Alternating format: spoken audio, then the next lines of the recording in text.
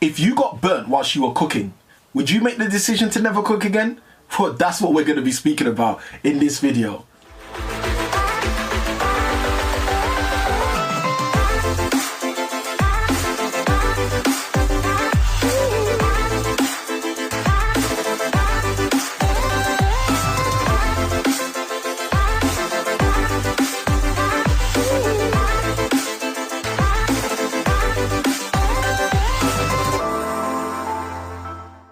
Good day guys, Samuel I Can Win here, and in this video we're going to be talking about something really interesting. We're going to talk about why people are once bitten and twice shy, as they say, or why people get burnt whilst going through a particular experience and choose to make that the reason they never go through a similar experience again. Now let me start by saying, if you're new to this channel, it's great to see you here and welcome, and if you're back for another video, then guys, it's good to see you back. Now the reason I wanted to put this video together is because there are so many people out there who are afraid of actually taking a second step, and furthermore taking a third step and a fourth step, and sometimes even the fifth step, which leads to success. So I thought I'd do this video and share with you guys the fact that I meet so many people who are what they call once bitten and twice shy. Now this concept is a very simple concept, but I want to speak to you about certain instances I've had to help you understand why this concept can be detrimental to your success. Now to get us going, I want to tell you a little bit about a complimentary phone call that I had.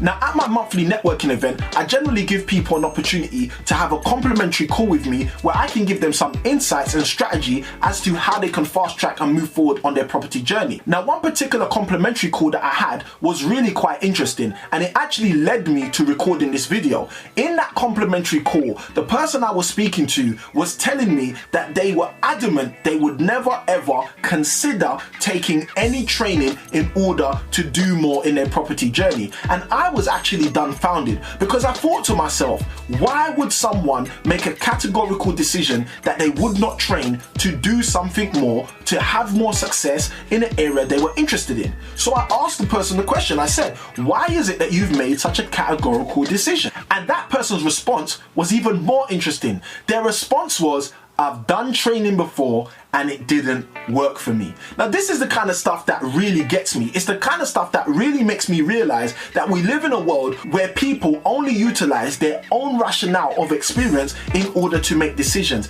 and that generally tends to lead to failure. Now the reason I'm saying that is because for time and time again in history, we see people who don't get outside advice generally tend to fail and not succeed. Now let me even take you on another experience which I had, which will show you even more about what I'm talking about. Now I have a friend who has done property before. Now this person had a few buy-to-lets. It weren't really even the person's buy-to-lets. They were the person's parents' buy-to-lets, and they had a few bad tenants. And look, I'll share this with you. I don't usually share this, but I will share it with you because it's going to be massive value for you. I remember someone saying to me once, as it relates to this story, when you own 2 or 3 properties and 2 or 3 of your properties have a leaking tap, you will tell everyone in the world property doesn't work. But if you own 200, 300, 400 properties, and guys, here's a disclaimer, I'm not trying to tell you to get 300 properties, but you can if you want to. But when you own a surplus amount of properties and only 4, 5 or 10 of those properties have a leaky tap, you will tell everybody that property works. And guys, I want you to think about this concept as it pertains to my friend who I'm speaking about. Now this friend of mine, their parents had 2 or 3 properties and they had 2 or 3 bad tenants, and my friend was actually managing their portfolio. As a direct result, these bad tenants didn't pay their rent, which resulted in the properties not generating any profitable income. So what does my friend think? My friend says, Samuel, property doesn't work because it didn't work for me. Now guys, this again goes back to this ideology, this concept, this theory that once bitten, twice shy. Why do people make categorical decisions based on 1 or 2 experiences which potentially could be with bad apples? Now I'm going to share something with you that my dad used to tell me when I was really young, and hopefully this will help you see how I got the mindset to keep on going, to persevere despite your experience and despite sometimes the negative experiences you may face. My dad used to tell me when I was young, whenever you go to a place, 9 times out of 10, the first people you meet are the wicked people who are trying to convince you that they're the good guys. Now listen to this. The first time you go to any place, usually the first people that try to introduce themselves are the wicked people trying to convince you that they're the good guys. Now listen guys, this is a principle. It's not to say that everywhere you go,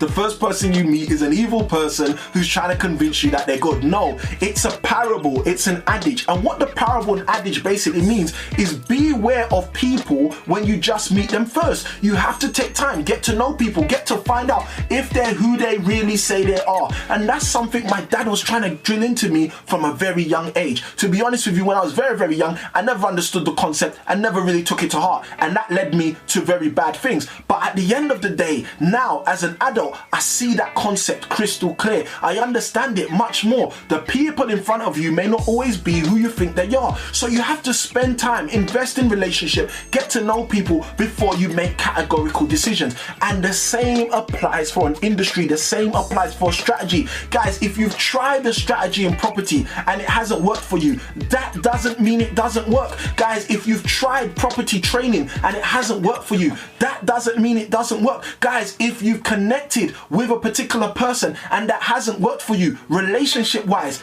that doesn't mean relationships don't work. And guys, this is what I wanted to get across to you in this video. Don't be the once bitten, twice shy about things that you desire to succeed with. The thing that's really funny about all of this is I remember thinking when my friend told me property doesn't work because it doesn't work for him, one thought in my head, and that was, what if your success with property was just around the corner? And this is the problem, because a lot of the time when we get into that scenario where we don't believe it's gonna work because it didn't work in one experience, we miss the opportunity for success. Guys, I want to encourage you, if you can, go get the book Failing Forward by John Maxwell. That book talks exactly about what I'm sharing with you guys in this particular video. If you're interested in the John Maxwell book, go and look in the description. We'll have an affiliate link there so you can find the book really quickly. So guys, if you take a moment to think about some of the things I've shared with you, about my friend who says property doesn't work because it doesn't work for him, about the book Failing Forward, which basically says you should keep failing because soon your success is actually around the corner. And equally, the call I had where somebody says to me they're not going to do any more training because they've done training before, they've tried it. Guys, look, let me even give you another example. I remember the first time I bought shares. Now guys, listen, it's not property related, but it's very, very similar.